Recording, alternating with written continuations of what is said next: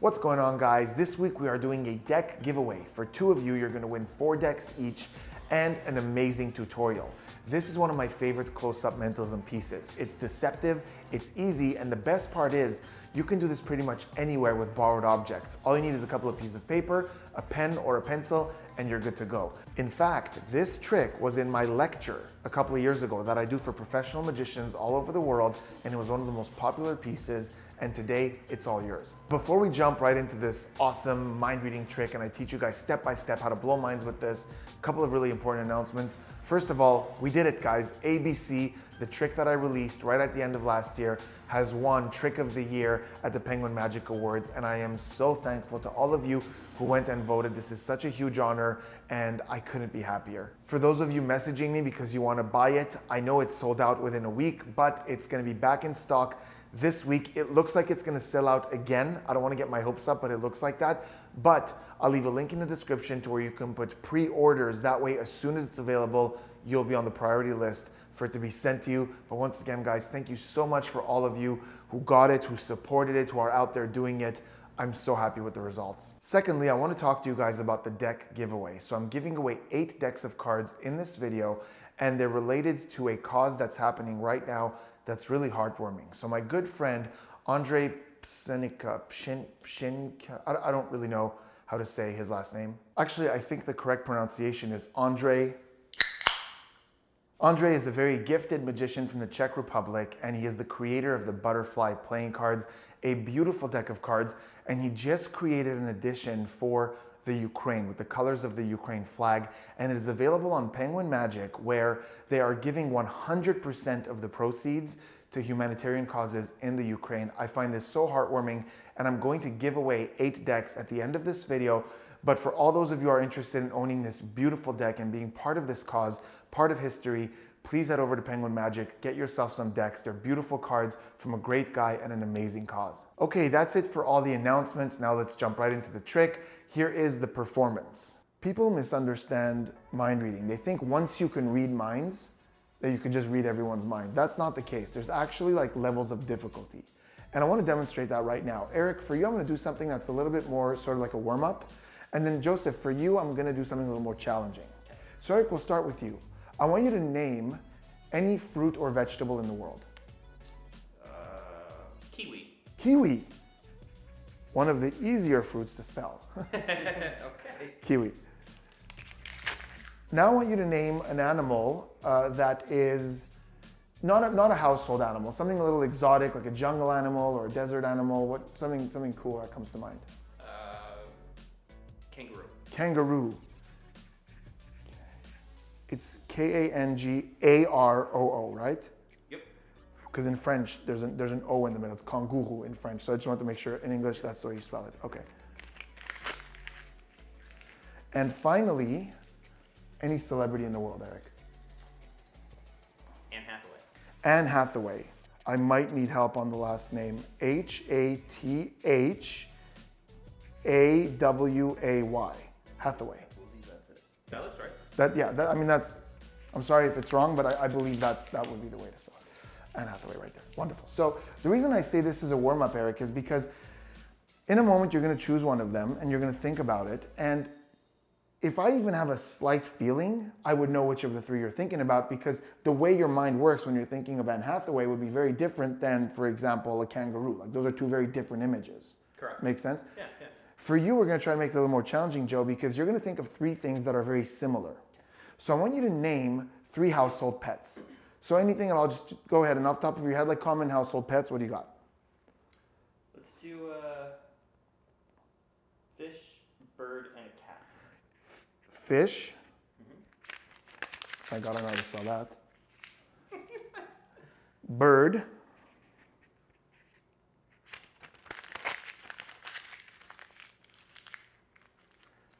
And a little kitty cat. Cat? Is that what you said? Okay, cat.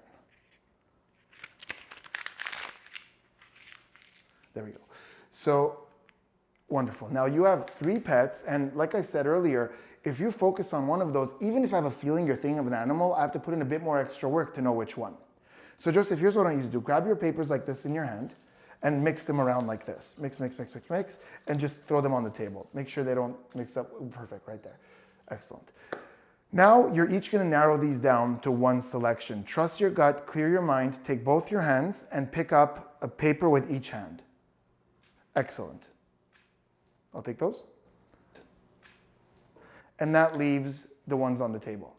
Here's what I want you to do. Grab that paper, open it up, look at what it says, but don't say to me or to each other what it is. Make sure I can't see it. I'll stay like this. Make sure it's only to yourself.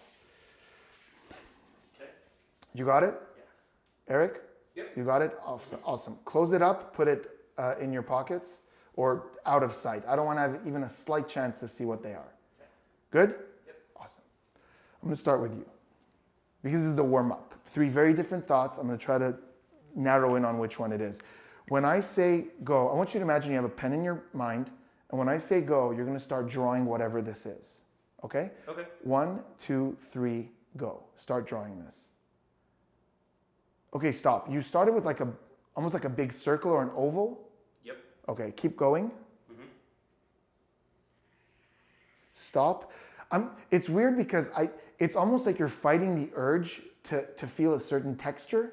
Does that make sense? Like there's a texture associated. It's like you're trying to draw it, but there's a texture coming through. Yeah. And you're trying to figure out how to best illustrate that. Yeah. Okay, Yeah. okay, good. I'm gonna go with this. I think this is what you went with. Also, correct me if I'm wrong, you're tempted to draw more than one of these. So like that's what I'm like, it can't be Anne Hathaway, because I feel like you want to draw more than one. Oh yeah. Okay, but I'm just gonna do the one. Let's stick to the one. Okay. I've got this. I think it's obvious of the 3 which one this is. Eric, in a loud, clear voice, what did you choose? Kiwi. A kiwi. I think that's pretty cool. Is that what you were going for a little bit? Like a bit of a fuzzy kiwi? We'll show the camera. There we go. So like I said, the moment I knew that this was like an oval, like sort of textured thing that there was many of, it couldn't have been, I mean, it could maybe still been the kangaroo fuzzy, many of, but I knew it was Anne Hathaway. With you, it's a lot harder because even if I know that this is an animal, I have to put in the extra work to know which one. Right. Focus on what this is. And once again, when I say go, you're going to imagine in your mind that you have a pen and you're actually drawing this. 1, 2, 3, go. Stop. You also started with a circle. Yeah. Okay, keep going. Okay. Stop. Does a triangle tell you anything?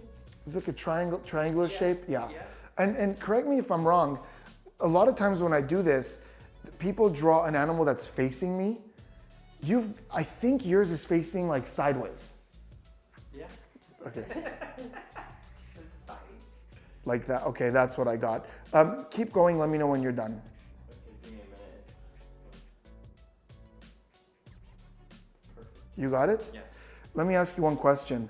How is your animal supposed to breathe? You forgot to give it nostrils. Damn. Hang on. You didn't put those in, did you? You're good now. There we go. I'm going to add the nostril as well. Okay, so 3 very distinct animals. You had a fish, you had a bird, and you had a cat. Yeah. This is what I'm going with. I felt this. In a loud, clear voice, what were you thinking of?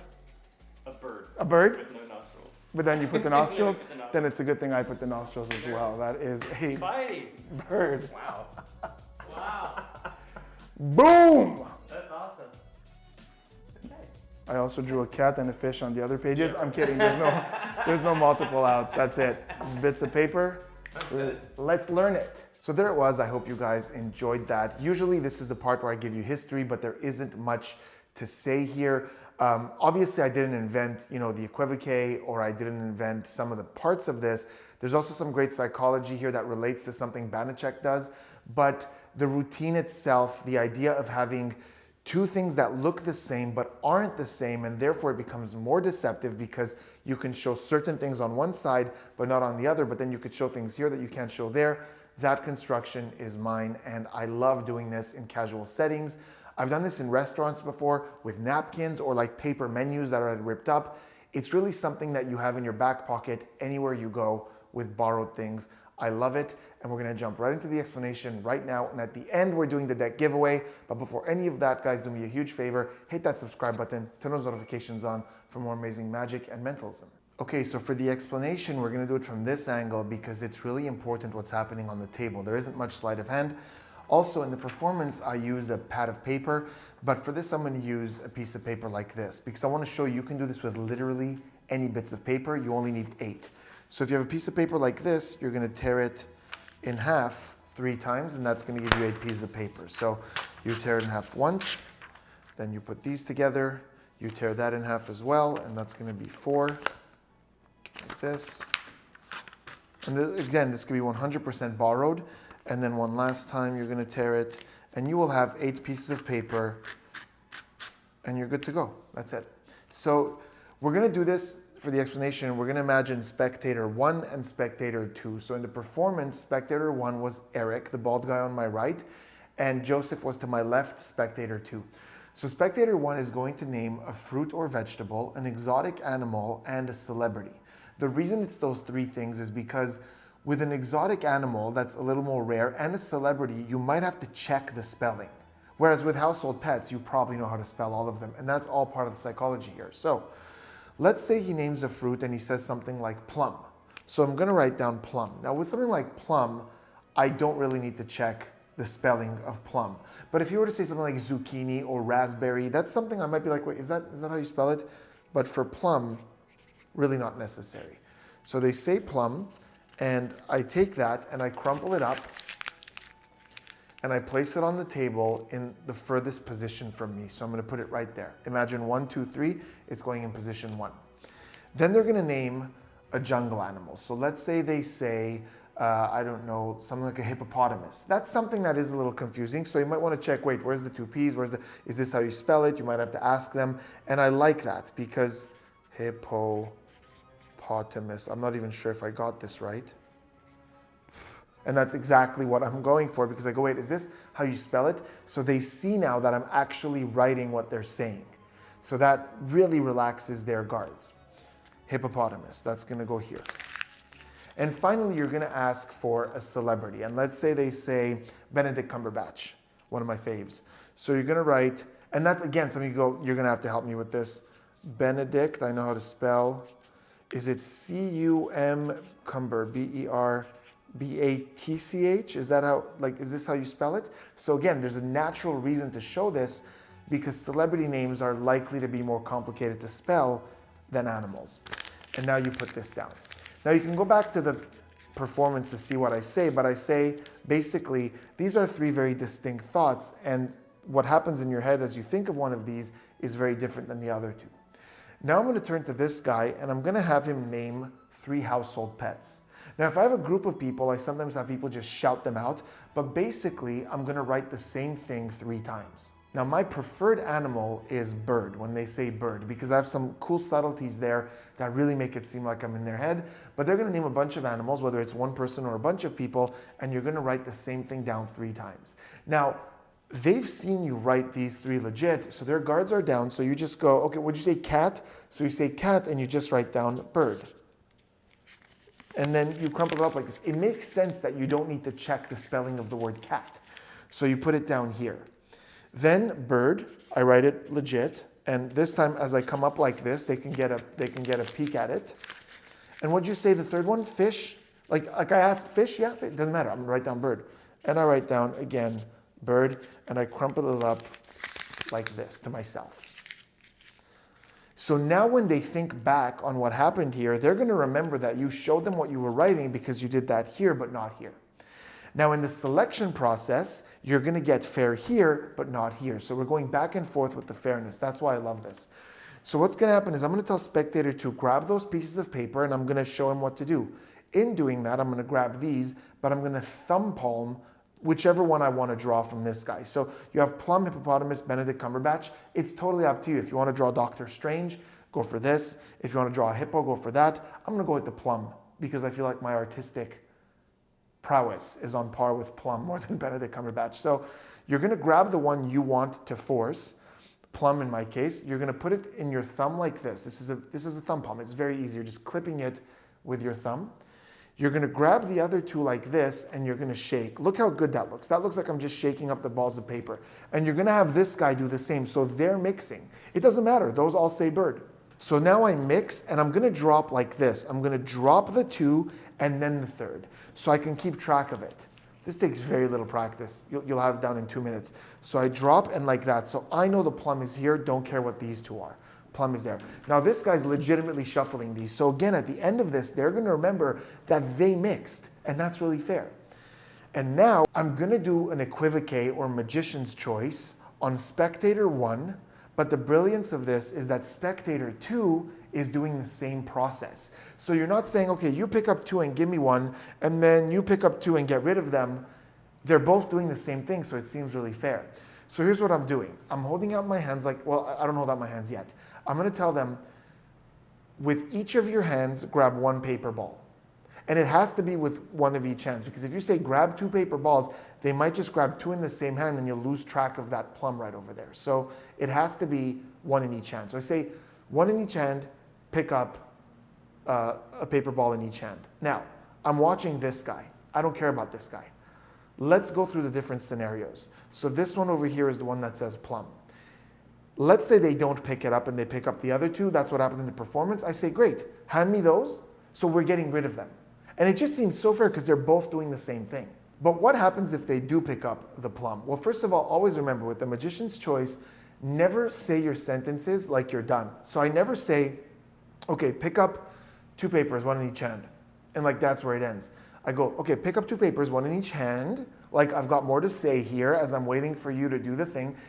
And now they pick it up like this and the plum is here. And I simply say, and hand me 1. So again, one of 2 things is going to happen. If they hand me the other thing that's not the plum, so they picked up the plum and something else and I said, hand me 1, they hand me this, I go, great. So you guys kept those ones. And I get rid of everything else. I get rid of the one they handed me and the one on the table. So it looks like they picked 2 up and they gave me 1 and this is the one they kept. And both of you are going to do this. 1 in each hand, grab 1 paper in each hand, each of you, and just hand me either one. Hand me either one. Okay, so we'll get rid of these. Look at the one you kept, each of you. Look at the one you kept. If they pick 2 up and I say, hand me 1, and they hand me the plum, I say, great, these are the ones you chose. So they pick 2 up, they put this in my hand, I go, great, these are the ones you chose, get rid of everything else. So in any case, it looks like that's the one they chose. Either they eliminated 2 by handing them to me, either they picked up 1 and held on to 1, or they picked up 2 and gave me 1. In either case, it looks like they chose the plum. And on top of that, because you're doing the same thing to this guy, it seems extremely fair that this is just the way the process works. So again, let's say, all right, guys, pick up with 1 in each hand, pick up 2 paper balls, 1 in each hand, and hand me 1. And they hand me these 2. I go, okay, great, get rid of the rest. These are the ones you chose, so they get rid of those. And I say, that's the one you chose, that's the one you chose. I'm not gonna look, I'm gonna turn away, take a look at the information that you chose. So they open this up and they look at it themselves. I'm going to turn to the first person and whatever they chose, I'm going to have fun with it. Imagine them drawing it. Imagine if you had to draw it. And I like to do that stop and go where I kind of say what happened in my head. And most of the time it's going to connect. I love that process. So we're going to get that the first one is a plum and we're going to say, okay, focus on what this is. 1, 2, 3, go. Stop. Okay, you're getting, like, I'm getting like a flavor here. Like you're tasting something more than imagining something. And see, that helps me narrow it down a lot because I don't think you're tasting a hippopotamus. So I'm going to go with that. You go, what was it? They say it was the plum. You drew a nice plum. Now I'm going to turn to this person. Now I love bird because with the bird, I've done this so many times that I've noticed certain patterns. First of all, I find it's pretty 50-50 whether they draw the bird standing up, facing you, like with the downwards triangle, so kind of like, or what I did in the performance, which was like a sideways bird, like this.